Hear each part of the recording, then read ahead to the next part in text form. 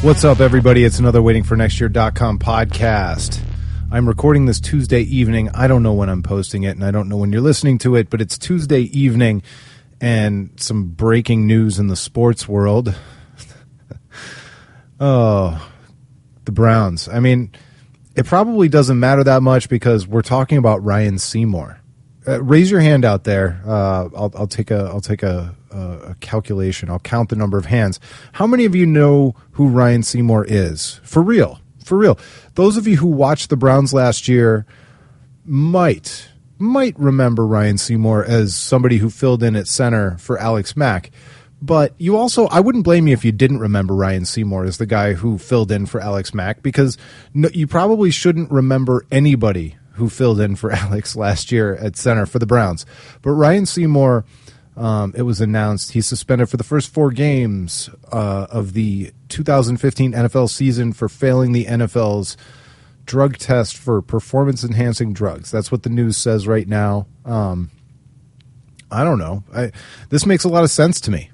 I do remember Ryan Seymour, and I get it. He's fighting for a job. He probably, in the off season, he did some research, some homework to try and figure out how to get better. He saw the bright red screen attached to his name at Pro Football Focus, indicating that he wasn't good at his job. And maybe PEDs were the way to go. Or maybe he's just a guy who got caught up with the wrong supplement at GNC. Maybe it's just an accident. Maybe he's a good dude who just made a mistake. I like to think that he saw his own Pro Football Focus page, though. I think that's much funnier. I don't know. Maybe he was the kind of kid who got too many trophies for just participating as a kid. How'd you like that segue? At Waiting for Next Year today, it was a hot topic this morning while we're waiting. I believe Scott posted in his While We're Waiting about James Harrison and his trophy comment on Instagram. And it's amazing to me, although it shouldn't be, it's kind of amazing to me that James Harrison and his thoughts on trophies became front page news across the sports world off of an Instagram post. In case you missed it, here's what James Harrison said underneath a picture of the 2 trophies, which he reportedly returned, and I have no reason to believe that he didn't return them, under the hashtag Harrison Family Values. James Harrison says, "I came home to find out my boys received 2 trophies for nothing. Participation trophies! ! While I am very proud of my boys for everything they do and will encourage them till the day I die, these trophies will be given back until they earn, capital earn, a real trophy. I'm not sorry for believing that everything in life should be earned, and I'm not about to raise 2 boys to be men by making them believe that they are entitled to something just because they tried their best. Because sometimes your best is not enough, and that should drive you to want to do better, not cry and whine until somebody gives you something to shut you up and keep you happy." And then, of course, that hashtag I was pointing out, the Harrison Family Values. Yeah, on the one hand, I get it, and that's fine. I can't argue with him having that philosophy for his kids, if that's what he wants to do. But ultimately, James Harrison is telling us about himself. This is not necessarily about the culture or anything except himself and what he wants for his kids and his family values. And that's fine. I can't even really argue against it as a philosophy. But I would say that, just because he's made that personal choice with his kids, that doesn't mean that everybody has to operate that way. And I don't know. I just I don't see a left versus right, a black versus white, up versus down kind of a situation on this one. I think there's some time and place for everything. Even, yes, participation trophies. I've received participation trophies before. I'm involved heavily in a running community where there are finisher medals for half marathons and for marathons. And the idea being that, if you even finish the half marathon, that's your accomplishment. And I guess that's a one-man sport. That's a little bit different as well. It's you against yourself. You're looking for a PR. If you only awarded medals to the people who won the race, that wouldn't be all that rewarding, and certainly it would maybe not encourage as many people to challenge themselves. Although I don't think anybody really runs a half marathon for the medal, but it is fun to have all those medals piled up in my closet, hanging on this one special hook in my closet, and every now and then my son looks at them, and it's an achievement that I ran all those half marathons. So I don't think that you can just say, like a light switch, either on or off. There's no such thing as participation, awards or whatever. I remember as a kid, when I first started playing soccer, before I got into competitive soccer, travel teams, and there was like an elite, I think they called it elite, or premier. There's a premier league even beyond the travel team, which I ended up playing in, because I had before high school and before my knees started falling apart and I had ACL surgeries, I was a pretty decent soccer player, so I played a lot. But I do remember starting out in rec council, where every kid got to play, and all the you had your jerseys, which were really just T-shirts with a local laundromat or dry cleaner listed on the front, maybe a local pizza place. And rec council, that is all about participation. That's just purely recreation. And so I don't think the score matters so much. Those are the younger kids. That's not about competition as much as it is just about participation, And I think that's okay if you want to have participation medals for something like that. I think it's okay that, if your team is good enough to find its way into a tournament, that there's a participation ribbon or something that has the tournament name on it, and then a trophy goes to the winners. I don't see a big issue with participation ribbons all the time. What I do have a problem with, and what I think that, James Harrison and most other people are really getting to, is the idea that there shouldn't be competition and we shouldn't keep score, and that we shouldn't develop this sense of competitive spirit amongst our kids, and that we're raising a generation of entitled people. I don't think there's any disagreement from any of us there. The question is the entitlement connected directly to these participation awards, or is that just this emblematic thing that we use to all kind of pile on this idea that we shouldn't create a generation of entitled people? Because I don't think anybody's saying, we should create entitled kids. I think we should. I don't think anybody, at least nobody that I know, is standing on that side of the fence. And so in that respect, it's kind of a straw man, I think, because when we really get to the heart of it, you can say that we're making an argument about trophies and participation awards, but really what we're talking about is entitlement. And I don't think any of us think that we should create entitled kids. So I don't disagree with James Harrison. I don't disagree with a lot of the commenters at Waiting for Next Year. It was a really nice conversation. I enjoyed everybody's different anecdotes from, the way it was when they were kids and the way they see it now with their kids. But ultimately, hopefully he never listens to this, but I don't think my son Ben is going to be much in the way of an athlete. I don't think he's, and maybe that's too strong. Maybe he'll be okay as an athlete, but he's not competitive. I don't think he's going to develop that competitive spirit that, makes him want to die to get to that ball or to keep the defender from scoring. I don't see that aggressiveness in him, and that's okay. I'm fine with that. But at the same time, I don't want kind of a sedentary kid who just sits around all the time.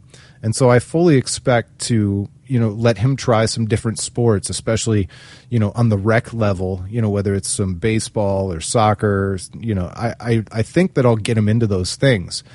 And at that point, before junior high, before they're fielding teams and cutting kids, when it truly is at a participation level, if a participation medal helps at the end of a season to keep him wanting to come back for more, and the opposite is inactivity, well, I'm kind of okay with it. It's not a big deal.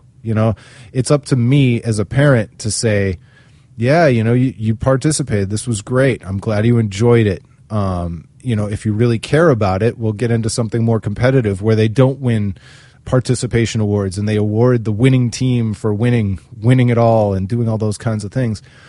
But I'm willing to take that on for myself. And that's where I don't fault James Harrison, because he has decided that his kids and his household are going to be that way, and this is how he chooses to teach them. And I don't know how old his kids are, but they're obviously at an age group where he's deciding that this is his chance to teach that to them. And that's fine. That's absolutely fine. But you know what? He doesn't know Ben. I don't know his kids. If my kid is destined to be a participator and not much of an athlete, I will do what I can to try and encourage him to be active and to continue to do things. And maybe it's not team sports, and maybe he's going to be into martial arts, or maybe he's not going to be into anything athletic. It's going to be music. Whatever he's into, I'll help him find his way there. And at some point, when it comes to teaching about competition and awards and practicing and showing the drive to get better, I'll teach him that too. It's not going to be untaught because of some ribbon or whatever. And so keep having the conversation. I love it. I'm not mad at anybody for being on a side. I think we can all kind of come to not a conclusion, but at least an understanding of where everybody fits. And I do think that we all agree on that point about entitlement. Just an update to a previous podcast, and I'm going to offer this without comment because I don't want to hurt anybody's feelings, but I figured something out. Little Sandy Road in Ravenswood, West Virginia. Little Sandy Road in Ravenswood, West Virginia. That's your update. Those who listen to the podcast episode by episode and really listen hard are going to know exactly what I'm talking about. Last but not least, I'm going to finish with some talk about Fro Yo, which is a weird thing to talk about, but I'm going to anyway as soon as I take a drink here. Because I haven't stopped thinking about Fro Yo, because a former podcast guest and a friend of mine from college, actually, he's a stand-up comic and a personal trainer in New York City, and his name is Andrew Ginsburg. And I think he's really funny. And he started a web TV show called Physically Incorrect. And I'll link it up on the page. But he goes off on different rants about kind of health and fitness and diet and exercise kind of things. But he's a funny dude. So he makes it funny. And sometimes, he really chops the legs out of things that I love. And it makes me sad. And one of those things was Fro Yo, and I took my family to Menchie's tonight because it's all about the toppings. My kids, I'm late to this Fro Yo Menchie's toppings game. It's only been a couple months since I knew such a thing really actually existed, and it's everything I've ever wanted. When I grew up as a kid, going to Valley Villa or one of the big chains or any of these different places, I would get, whether they call it a blizzard or a concrete or whatever, and I would get the base thing with chocolate ice cream. Don't give me that vanilla base because I have got no time for it. And then I would start ordering toppings, and when other people would say, yeah, I'll have some cookie dough in my concrete or my blizzard, whatever you have, what have you. I was the guy, the fat kid. I wasn't fat at the time, but this is probably part of the reason I became fat. But I would say, I want cookie dough, brownie pieces, and M&Ms. Because I was all about the toppings. That was my thing, I kind of like ice cream, but I really like candy, and I really like the toppings. And so that was more like the thing for me, the thing that I was interested in. And so that's what I would do. And so now that I know that Menchie's exists, it's just life altering. I had no idea that this thing even existed. I know it's my fault. Everybody in the world knew this thing was out there. But anyway, so Andrew Ginsburg, my friend, here, I'm going to play you his bit on Fro Yo. Hang on 1 second.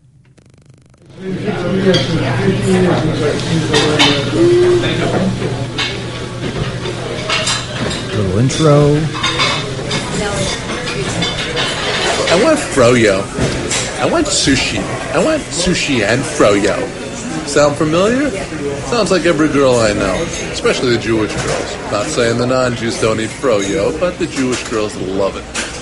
They shouldn't even call it Fro Yo. They should call it toppings, because that's all it is. The Fro Yo is a bed of lettuce to put lots of shit on, like cookie dough and peanut butter cups and rainbow cookies and coconut and Reese's Pieces and pudding and syrup and a cherry. Gotta have a cherry. Fro Yo is just frozen chemicals. That's all it is. You know, ice cream, milk, cream, sugar. That's it. 3 ingredients. And rule of thumb, the less ingredients in something, the better it is for you. Fact. This has sorbitol and xylitol and sucralose and stevia and phenylalanine bicarbonate. Can't even pronounce this crap. It's disgusting. Can't be good for you. This kills rats in like a week. We're not rats, but guess what? We don't need to be. It can't be good for us. It's like Diet Coke. Better off just having regular Coke. It tastes so much better anyway. But these frozen yogurt places, man, they're everywhere. Not healthy. Go to the ice cream truck. Get yourself a King Cone. Get yourself a Klondike bar. Stay away from this frozen chemical crap. Not good for you.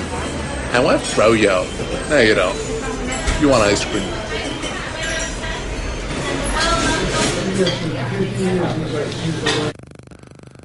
And you know what? I do want ice cream, but I want it with toppings.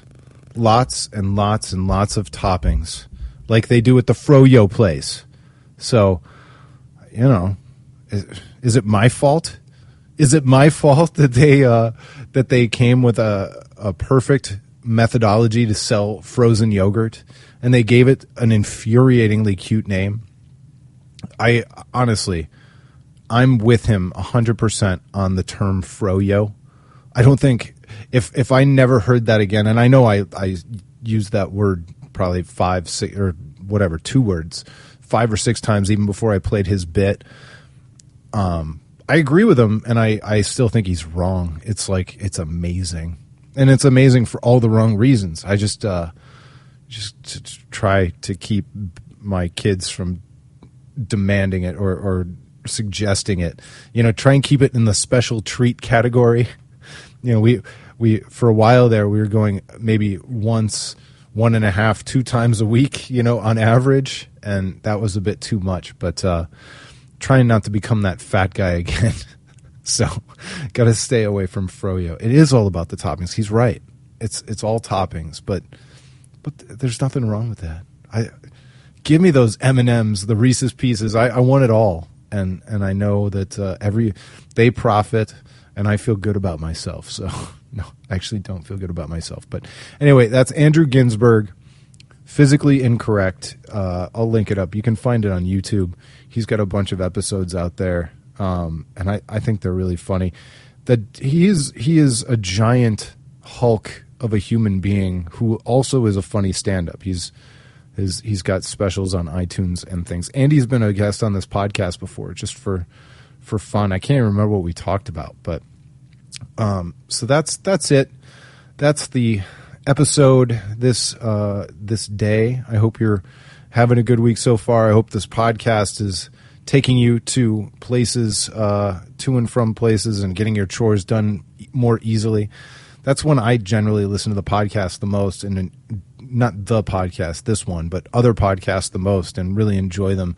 Is, you know, in the car, or even, like, honestly, and this is awful, but and this is going to be the question I ask everybody: what's the worst chore you do while listening to podcasts? Because for me, it's walking around my backyard scooping up dog poop.